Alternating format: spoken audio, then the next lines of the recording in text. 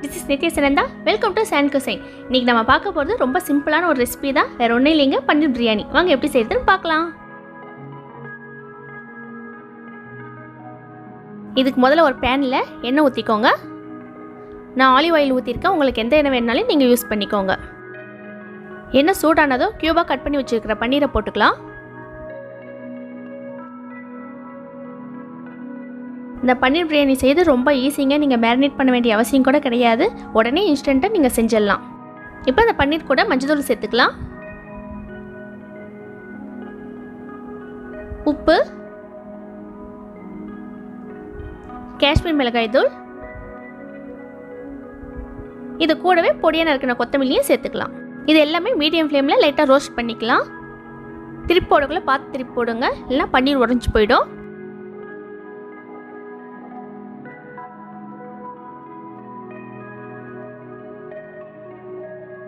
அப்பப்போ திருப்பி விட்டுக்கோங்க, எல்லா பக்கமும் ரோஸ்ட் ஆகிற மாதிரி.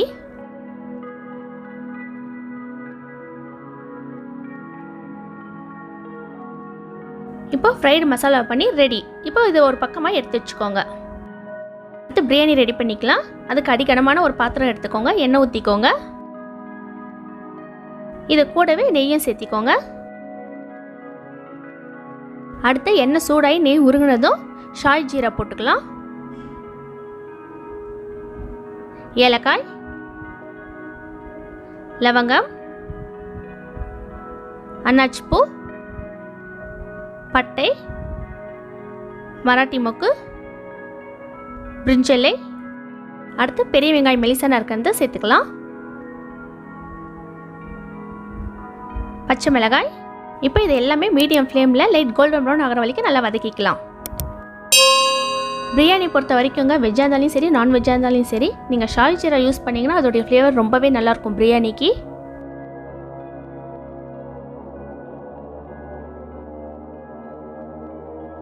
இப்போ வெங்காயம் நல்லா வதக்கந்தோம் இஞ்சி பூண்டு விழுது சேர்த்துக்கலாம். இது ஸ்மெல் போகிற வரைக்கும் ஒரு நிமிஷம் வதக்கினா போதுங்க.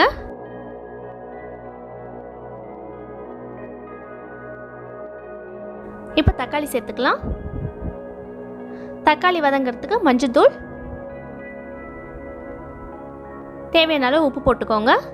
இப்போ மீடியம் ஃப்ளேமில் தக்காளி நல்லா வதங்கி நம்ம ஊற்றின எண்ணெய் வெளில வர வரைக்கும் வதக்கிக்கலாம்.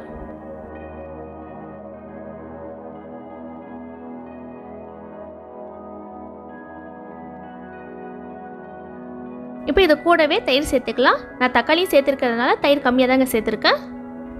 கசூரி மெத்தி, மிளகாய் தூள், நான் கலருக்காக காஷ்மீர் மிளகாய் தூள் சேர்த்துருக்கேன்.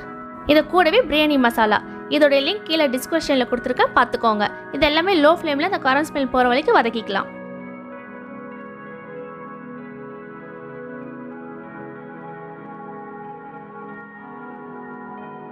இப்போ இந்த சமயத்தில் இந்த மசாலாவில் உப்புக்கு தான் பார்த்துக்கோங்க. அப்படி சரியில்லைனாக்கா நீங்கள் ஆட் பண்ணிக்கோங்க.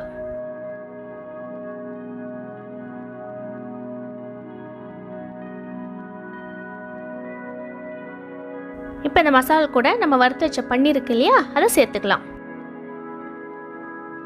இது கூடவே பொடியாக நறுக்கின கொத்தமல்லி,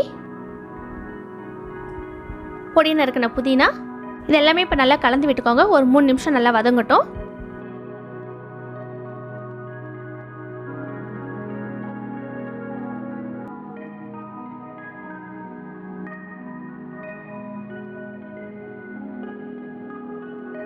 பன்னீர் நம்ம என்னதான் ரோஸ்ட் பண்ணாலும் ரொம்ப சாஃப்டாக இருக்குங்க. ஆனால் கலருக்குள்ளே பார்த்து கலருங்க, உடையாமல். இப்போ இது ஒரு ஓரமாக எடுத்து வச்சிடலாம். அடுத்து நம்ம சாதம் ரெடி பண்ணிக்கலாம். அதுக்கு ஒரு பாத்திரத்தில் தண்ணி ஊற்றிக்கோங்க. தண்ணி கொதி வந்ததும் பட்டை, லவங்கம், ஏலக்காய், மிளகு, எலுமிச்சப்பழம் இதெல்லாம் சேர்த்துக்கலாம். கூடவே ஒரு பிரிஞ்சி இலை, ஷாய் ஜீரா, உப்பு,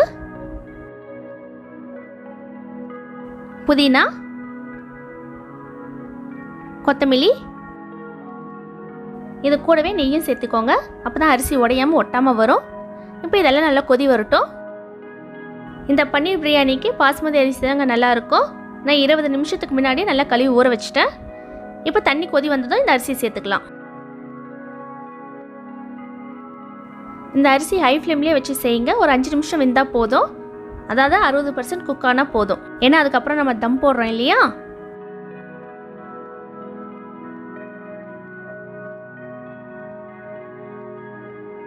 இப்போ அரிசி ஓரளவுக்கு வெந்துருச்சு. இதை நம்ம வடிகட்டிக்கலாம்.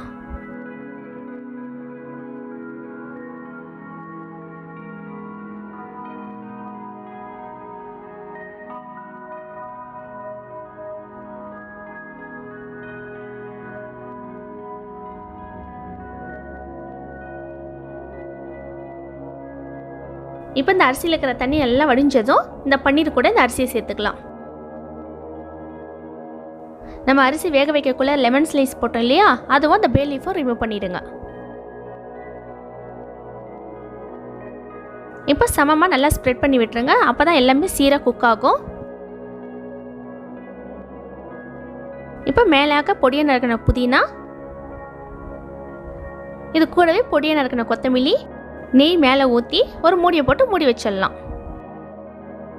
மேலே வெயிட்டுக்கு நீங்கள் உரல்கல் வச்சாலையும் சரிங்க, இல்லை ஏதாவது ஒரு பாத்திரத்தில் தண்ணி வச்சாலையும் சரி, அது உங்களுடைய விருப்பம். இப்போ லோ ஃப்ளேமில் ஒரு 20 நிமிஷம் நல்லா குக் ஆகட்டும். இப்போ 20 நிமிஷம் ஆயிடுச்சு. ஸ்டவ் ஆஃப் பண்ணிடலாம். உடனே ஓப்பன் பண்ணாதீங்க, ஒரு 10 நிமிஷம் ஃப்ரீயாக விட்டுருங்க. அப்போ தான் பிரியாணி பர்ஃபெக்டாக வரும். அவ்வளோதாங்க, பன்னீர் பிரியாணி ரெடி. இப்போ கரண்டி வச்சு மேலாக கலரிக்கோங்க, இல்லைன்னா அரிசியெல்லாம் உடஞ்சி போயிடும். இந்த வீடியோ பிடிச்சிருந்தால் லைக் பண்ணுங்கள், ஷேர் பண்ணுங்கள், கமெண்ட் பண்ணுங்கள். மறக்காமல் சப்ஸ்கிரைப் பண்ணிட்டு பக்கத்தில் இருக்க பெல் ஐக்கானையும் ப்ரெஸ் பண்ணிடுங்க. இந்த பன்னீர் பிரியாணிக்கு ரொம்ப வேலை கூட கிடையாதுங்க. ரொம்ப சிம்பிளாக ஈஸியாக நீங்கள் செஞ்செல்லாம் நல்லா ஸ்பைசியாகவும் இருக்கும். அரிசி எதுவுமே உடையில, பன்னீரும் எதுவுமே உடையில. பாருங்கள் எவ்வளோ பர்ஃபெக்டாக வந்திருக்கு. இப்போ பொடியாக நறுக்கிற கொத்தமல்லி மேலே தூவி நீங்கள் சர்வ் பண்ணிடலாம். இதுக்கு சைட் டிஷ் ரைத்தா இருந்தால் போதும், ரொம்பவே நல்லாயிருக்கும்.